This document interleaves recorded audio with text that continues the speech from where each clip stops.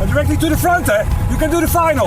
You have to be aggressive. If you're not aggressive, you're not in the race. Is it a little bit uncomfortable that you've got guys that people say, we don't really like the fact that you've got this ex-doper on your team and so on and so forth? Yes, that's extremely uncomfortable. I'm very busy, but I always find a little bit of time for our listeners, for you. With exclusive interviews and the best analysis on two wheels, this is the Telegraph Cycling Podcast.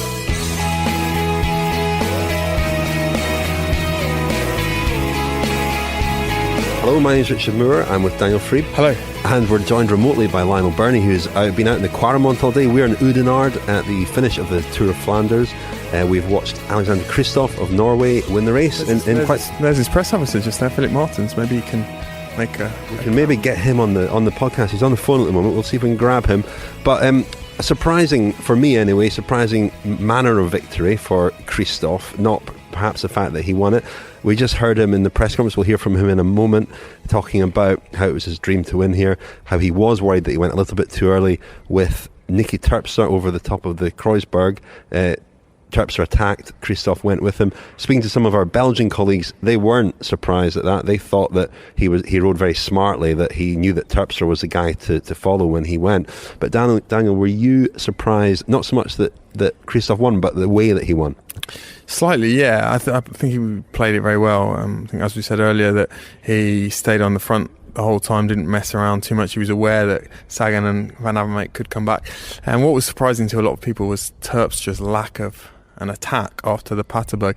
And I mean, as we'll hear later from Rolf Aldag, who's Etixx-Quick-Step technical manager, they basically were hedging their bets. They hoped that Stybar, who was in the bigger group, the Danik Stybar, was in the third group on the road. They hoped that perhaps Geraint Thomas would counter, and that Stybar could come across with him to Sagan and Van Avermaet, and then give them two cards. And even without that, or even if that had happened, they looked like they looked to be in a good position just with Terpstra and Kristoff. But it continues a barren run for Etixx-Quick-Step. They've been up there in every race, but they're perhaps missing that real talisman, that leader like a Bonin, Tom Bonin, when he's on fire. The team gathers around him, supports him in the way that we saw Team Sky try to support Geraint Thomas today. You really need an outstanding leader like that. Yeah, a finisher. I mean, they've got three very strong riders in Vandenberg, Terpstra and Stybar in the absence of Boonen, but none of them are particularly quick, and that was what undid them today, wasn't it? It was, absolutely. Well, we'll hear from Alexander Kristoff, who used to live in Oudenaarde as a junior, used to ride the Tour of Flanders course, used to ride it ahead of the race, in fact.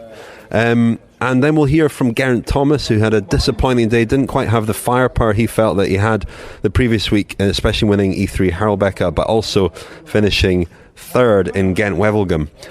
They seem to burn quite a lot of matches quite early in the race, around the sort of 100 kilometres to go mark, didn't they, Sky?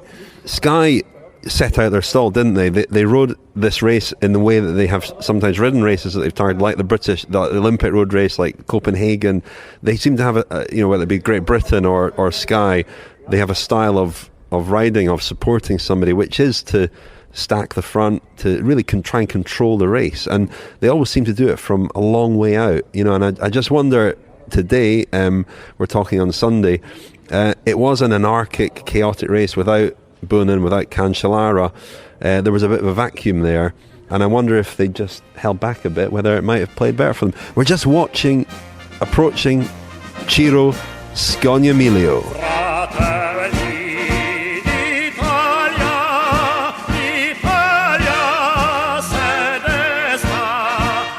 The main man, Ciro from Gazzetta dello Sport.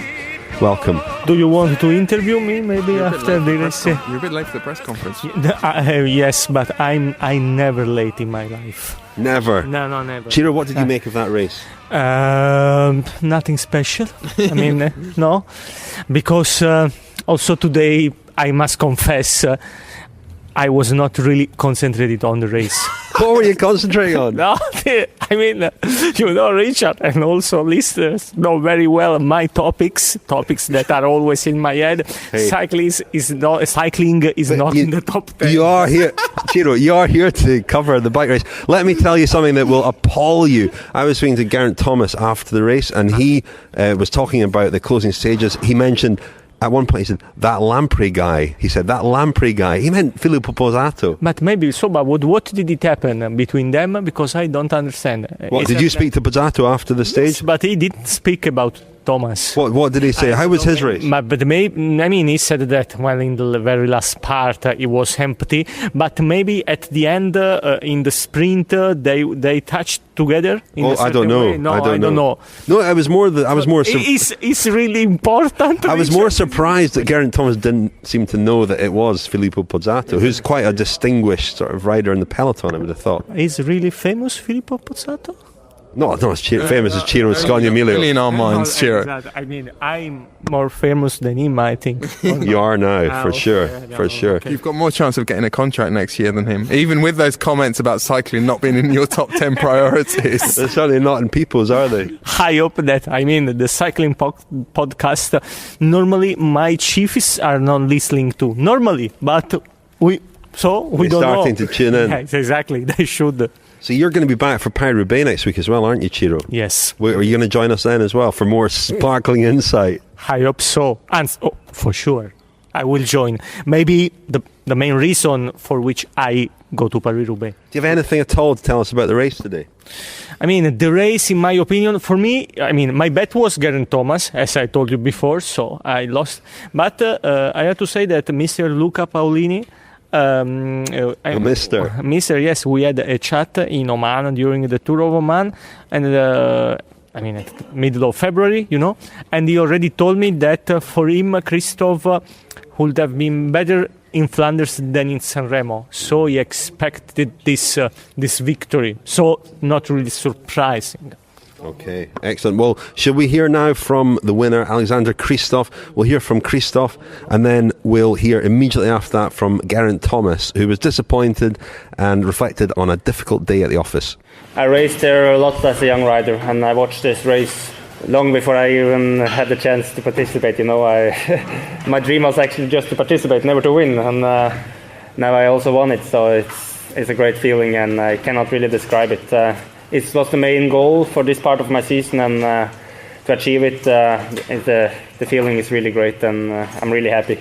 I was a little bit early, I thought, but I didn't want to let him go away because who was going to close it, and he was really strong in the start. We worked really a lot, and we got a good gap. And after a while, I managed to do the rhythm, and I contribute. We were working well, kept the distance quite good. Yeah, at the end, he got on the air that he couldn't work with me, but I said to him, come on, you will worst get second, it's still a good result. And then he was working again, and of course at the end he wanted to save his legs so we have a chance, but I was pretty confident I will still beat him, but I try not to go really full gas the last 2 kilometers, just save a little bit so I have something left for a sprint, and it was enough. So it was a great feeling when I saw he couldn't pass me. Geraint, you look exhausted. It was a chaotic race. Can you sum up those sort of final 30 Ks for us? Obviously, Flanders hard race. Just lacked that punch, I guess, which I had last week. It felt on Kwaremont, and I had to have a go because the boys rode so well all day for me, and I just didn't quite have the legs at the end. And I don't know, when you're feeling a bit average, it feels like everyone's sort of following you, but that's to be expected, I guess. And once I was in that group behind, it was just I wasn't enjoyable at all. It was just nobody would work together. Everyone was typical sort of big race. Everyone was a leader in there. Nobody wanted to really work, and just attack after attack, and it was just frustrating. But was it a factor that Cancellara and Bonin weren't there? I don't know. I think if they were there, I think it would have been similar, really. Fabian might have just been up the road with Van Avermaet maybe or something, I don't know. Initially when I went, I felt okay, but when you just know that he sat on you, the flat part sort of just eased off a bit, and then everyone sort of came up, and then Patersberger just lacked that last bit over the top, and that's when Sagan and Van Avermaet went. And then, like I say, once you're stuck in that group behind, then it's especially when you're tired, and for me as well, not really having that massive kick, it's hard to get a gap, especially when a couple of guys attack, nobody follows, and then as soon as we make a move, everyone's straight onto you. But maybe it was just because I felt a bit bad that I was sort of reading into it too much, but that's what it kind of felt like on the road. But yeah. Were you surprised to see Kristoff go up the road as early as he did, and how impressed are you by his win? Not really surprised he went when he did, because I think we're expecting moves like that. So when him and Terpstra went and got that gap, it was obviously dangerous, and a really good move by those two. And Kristoff, he's the last couple of years he's really sort of moved on, and he was super strong today. Okay, Daniel, we heard there from Alexander Kristoff and Geraint Thomas, but our partner in crime, Lionel Birnie, is out on the course today. He's on the Kwaremont, the cobbled climb, and we'll be hearing detailed dispatches from him on the climb in our Next Friends special podcast, which should be out next week. And remember, you can become a friend of the podcast for just £5. See thecyclingpodcast.com. But over to you, Lionel.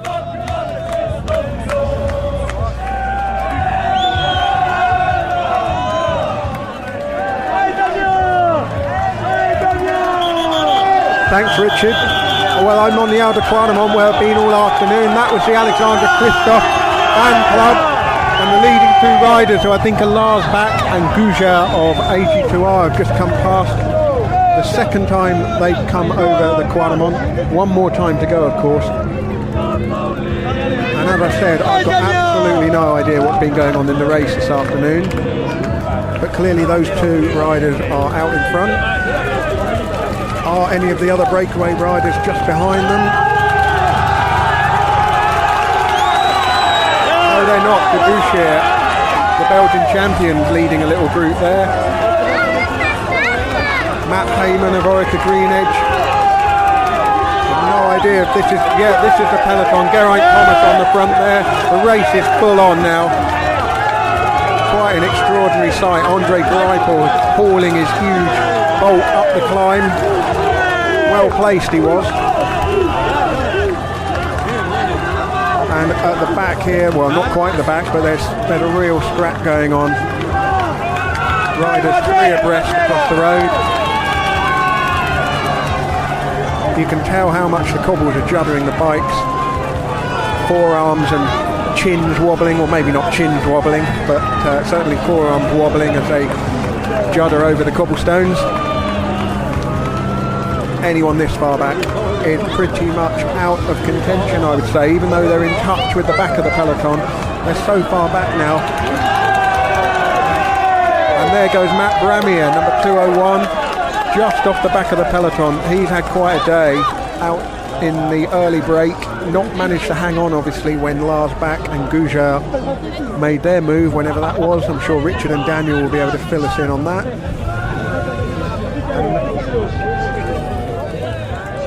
And that is it until the final time round. I think they've got 55 kilometres to go from here, and the final time round will be right at the sharp end of the race. You're listening to the Telegraph Cycling Podcast, brought to you by Van Dessel Cycles. Van Dessel, ride inspired. So Daniel, we're still in the sun-kissed Oudenaarde. It wasn't very sort of spring classics weather today, was it? It was fairly spring-like, wasn't it? Well, it depends. It was sunny. That's Belgium, though.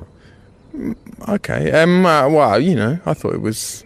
Anyway, go on, Rich. Come on, let's have some serious cycling chat now, because it hasn't been enough of it so far. Was it a vintage Tour of Flanders?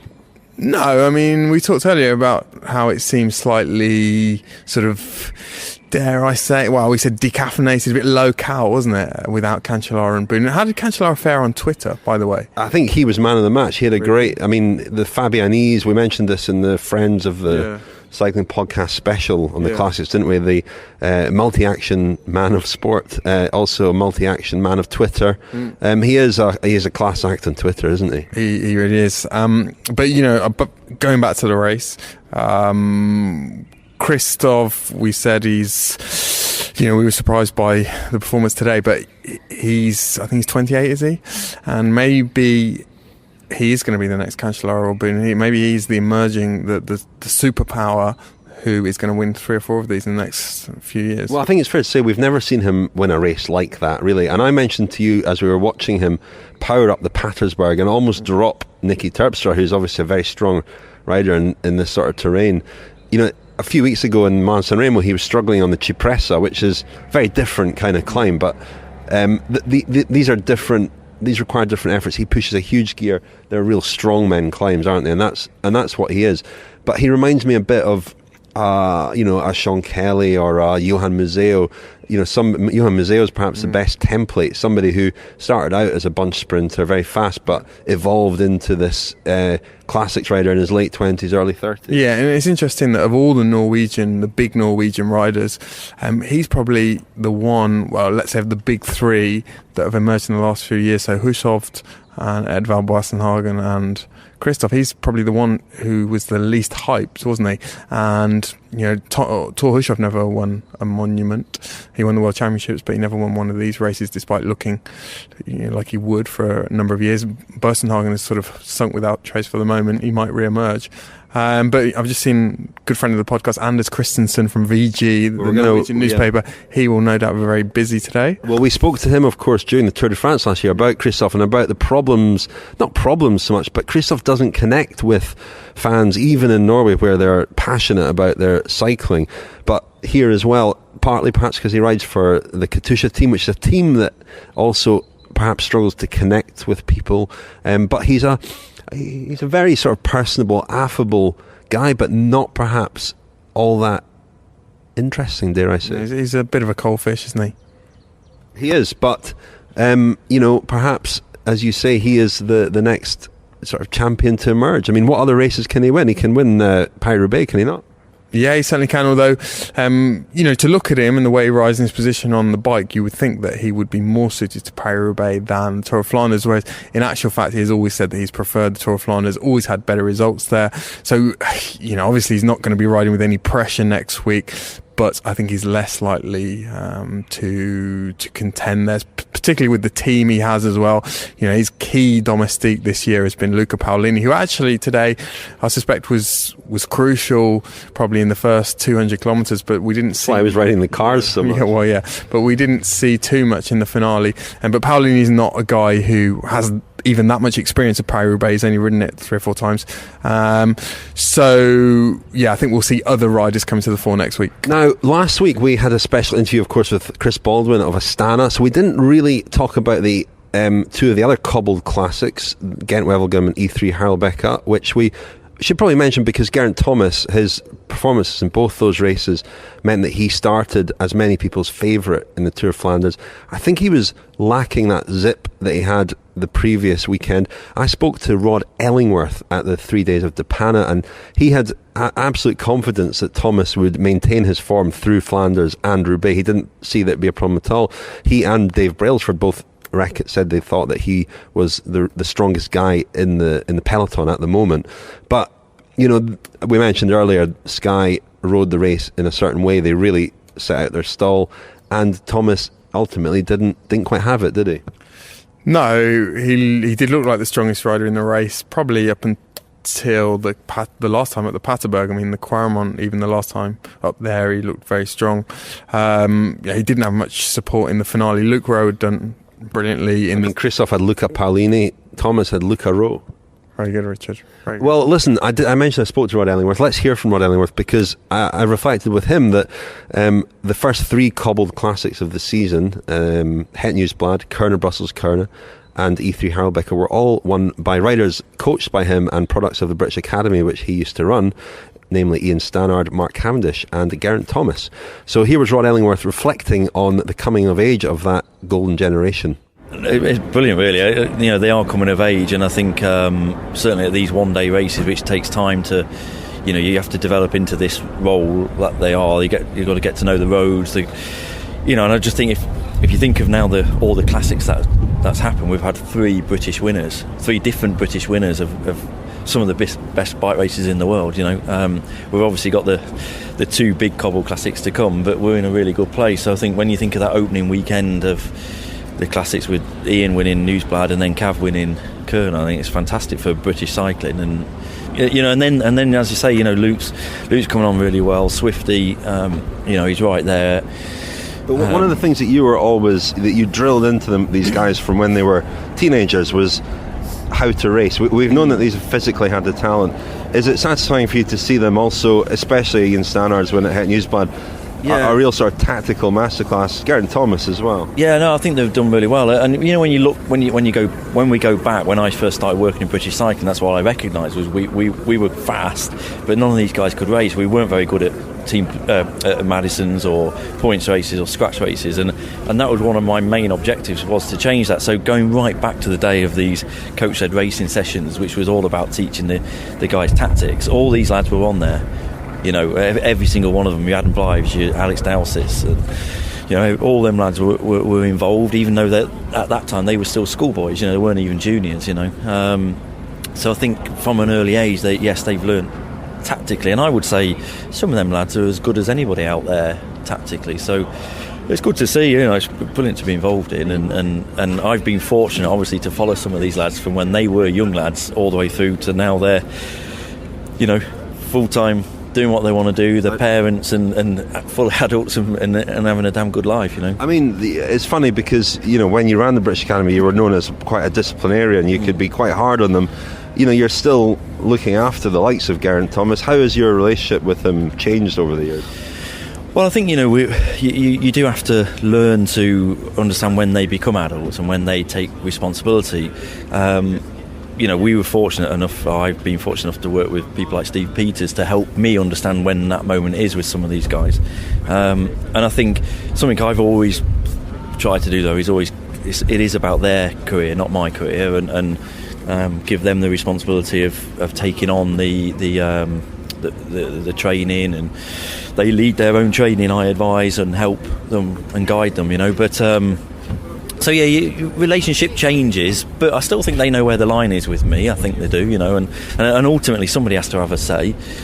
But I think we've developed really good, close relationships that we have very open conversations. So there's no need. They don't have to hide anything from me, I don't think. They perhaps do.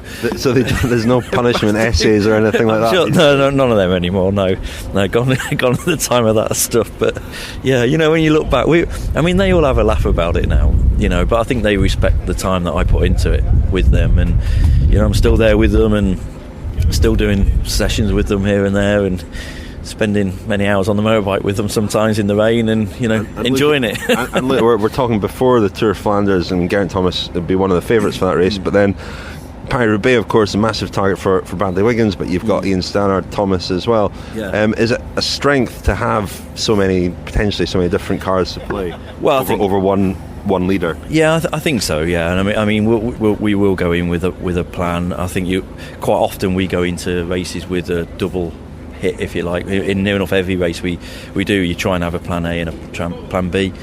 So we'll pretty much do the same, hopefully. I would say all the lads are looking pretty good, and Ian's had a tough time since Milan San Remo with his crash, but yesterday was the first time he felt pretty good again. So fingers crossed. We've got everything to play for, haven't we? We shall see. It'll be pretty exciting. This is the Telegraph Cycling Podcast. Join us on Twitter and Facebook. Just search online for the Cycling Podcast. The women's Tour of Flanders, which started and finished in Oudenaarde, was won by Elisa Longo Borghini of Italy, ahead of her Wiggle Honda teammate, the Belgian national road race champion Jolien D'Hoore. The race was not televised live, sadly, which made it very difficult to follow. And after the race, I spoke about that issue to Laura Winter of Vox Women, the new internet channel which is reporting on and filming at all the major women's races this year. You can hear the interview with Laura in our Next Friends special. But at the finish, I also spoke to Giorgia Bronzini of Wiggle Honda, and here she is. Great day for your team and your countrywoman, Elisa Longo Borghini. Yeah, of course. We plans try to help Elisa and Jolien, and that was the plans and was perfect. We say two names, and that was first and second.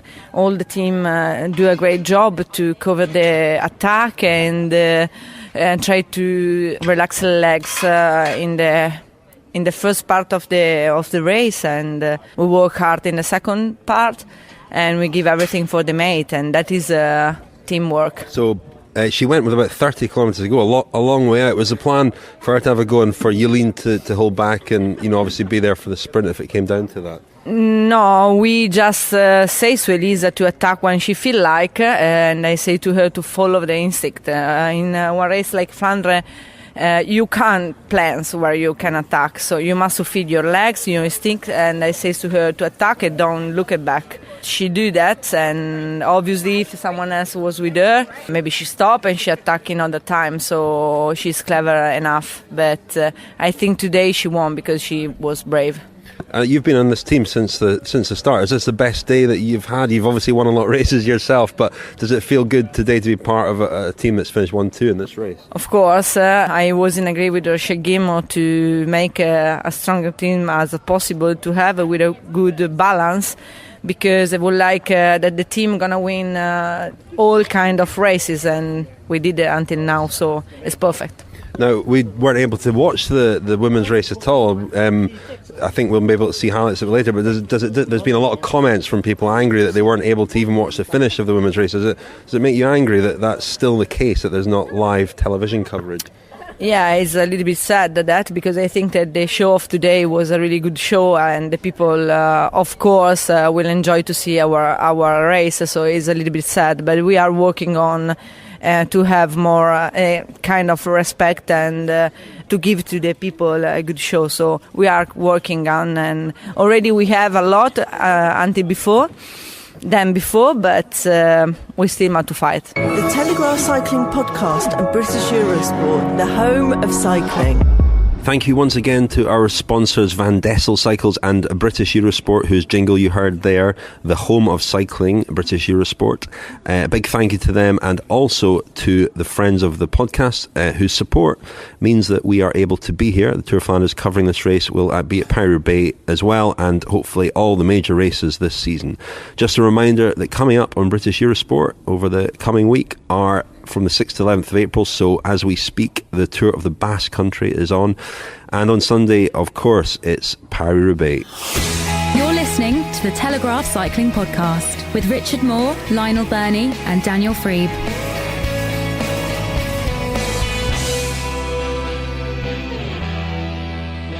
Okay, Daniel, you've got to rush off to catch your train home very soon. But you spoke to a couple of people at the finish, as did I, and I'll introduce my interview in a moment, but who did you speak to? Germans, only Germans, strictly Germans today. So I spoke to John Degenkolb's dad, that was in German, but not for the podcast, unfortunately. Degenkolb himself, we're going to hear from briefly. He was very happy with his team's performance. He feels like he's really progressed compared to last year. He struggled in the closing stages last year. Today, really, he just lacked a couple of, strong guys on other teams, really, to bring that third group on the road back to the leaders. But he was fairly happy. This is me talking to John Degenkolb outside the Giant-Alpecin bus as he warmed down this evening. You got very close in that group at the end to getting back to Sagan Van Avermaet. Was it lack of collaboration or lack of legs in that group? I think my legs were still good, and it was basically not lucky constellation of the riders which were in front and the riders which were in my group. So nobody really wanted to pull, and I was working actually pretty a lot to let the group run, and G was also riding pretty hard, and that's in the end not up to us, and we can't change it anymore. So I'm happy to got a top 10 result. And you just said you're very happy with the team performance and the progress you've made as a team this year in the Classics. Absolutely. I mean, we're riding really close together all the time, and make a good plan before. And the riders are growing and getting better and better every year. That's nice to see. The final German that I spoke to today was Rolf Aldag, who is the technical manager at Etixx-Quick-Step, and he gave a very detailed analysis of Niki Terpstra's tactics in the finale, and in particular why he didn't attack Alexander Kristoff as they rode into the last 10 kilometres alone? The problem was like if we would have Stevie had in the group with Van Avermaet and Sagan, then we could have gambled. Then it was easy for Stevie just to stay on the wheel and just to stay, and also to ask Niki not to pull anymore. But that scenario was kind of like, okay, then they're with 4, and what will happen? We had something similar last year with. 2 years ago in the news, but when Paulini won and Sten Vandenberg was second, that you have to look then to say, well, out of that situation, what can we do? We ride for the win, but if there's no way for the win anymore, then we have to kind of like try to get the best out of it. And that possibility to beat Kristoff in the sprint wasn't really that big. But Niki did do exactly the right thing. I mean, when he was kind of sure to say, well, we get for the line and at least they can sprint for the win, and maybe he's also as tired as he looks like, then he still has a chance. But like right now, we just have to say the strongest guy won. I mean, everyone watching it, everyone knowing Niki thought that he would maybe go with a kilometre to go, but was he perhaps not strong enough on the day? You can always go from a kilometre out of group of 4 or 5 and then hope that they don't react, but going from a kilometre out of a two-man group, that's also kind of hopeless. So I think then he decided to say, well, I save. Just gamble on, like, keep the pressure a little bit up by the guys coming from behind, and he has to ride some tempo. And let's see what I can do in the sprint against him. And sometimes you never know with Niki. He can pull something out that he's surprised about. No, out of the situation, honestly, we only had 2 guys in that group at that stage, while others had 4. And if you're once on your back foot, tactically, to say others go and you have to ride, then you're completely lost in space. Then you have 3 teammates on the wheel, and once you catch one back, the next guy goes. So Niki is always really good in doing that, like really getting the situation first from the whole group, and then doing the move that he has to do. Sometimes you're really surprised that the group like that allows him to go away. Because obviously, I mean, he won Roubaix, he won Waregem, he won a lot of races that way, and he still gets away with it. So I think he exactly understands what to do if the situation is like it is. And then when the 2 were gone, what was the plan then? What was the idea? Well, the idea was basically to cover the counter-attacks by Stieber, and he could do it till Patersberg. Basically, he was with Geraint Thomas then on top of Kwaremont, and for him it's also super tricky. What does he do? Yeah. Normally, you were thinking, well, if the gap would be bigger, he probably should ride with him till they make sure they're clear of the rest of the group, and then sit up and then say, so now it's up to you to close the last 15 seconds.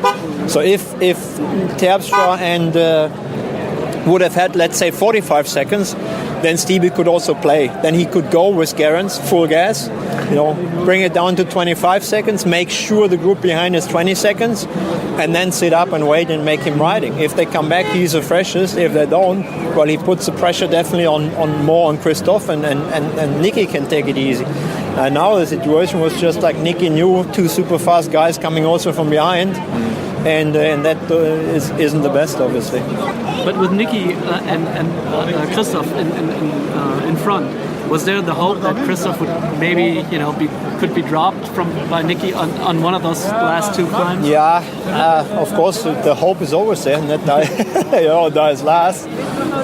But if we've seen it, that's why I said initially to take the best one won, because at the end of the day it turns out that on the Patersberg even Kristoff seemed to have more horsepower than Niki had. It wasn't really that you would have said like, now Kristoff is in trouble. He wasn't, which was kind of also expected, because if you've seen him how he was in the Panne, and then how strong he was in that time trial, you would not really expect him to fade. Yeah. It was an interesting race, and you've seen ultimately the favorites, no matter what weather condition, they're still there, and they still do it in between them. So it's no really big surprises at the end of the day. And all your guys were on a reasonable day. There was no one who said they, didn't have good legs today, or they were as they should be. No. I mean, there's nobody to blame. Of course, we would have hoped in that group with Stieber and Terpstra to have 1 to 2 more guys, but then you go into the bus and you see Stijn Vandenberg with a swollen nose because he did run into a tree. He crashed another time. You see Matteo Trentin crashing at the foot of the Koppenberg. And then there are good reasons why they haven't been there, because if you look at the first Corporate Classics, we've always been the strongest as a collective. And this time you had 4 guys of Astana, 4 guys of BMC, 3 guys of Lotto, and only 2 guys of us. So, you know, you would think like, what was that? But then you realize like, it was extremely bad luck, and that obviously is something that you just can't influence. Right, we better wrap up there, Daniel. Thank you very much. Hope you've enjoyed your Tour of Flanders and the podcasting. We did also record today a Friends special podcast, which will be completed at Paris-Roubaix next week. It'll be part Flanders, part Scheldeprijs, which I'm going to midweek, and part Paris-Roubaix. But thank you very much, Daniel, and good luck catching your train. Thank you. It's been breathless, I feel, hasn't it? It has. We'll get our breath back this week and come back to it again next week. Okay. You've been listening to the Telegraph Cycling Podcast. Thank you to Glass Pear for the music in this episode. For more information and to download more editions of the show, visit thecyclingpodcast.com.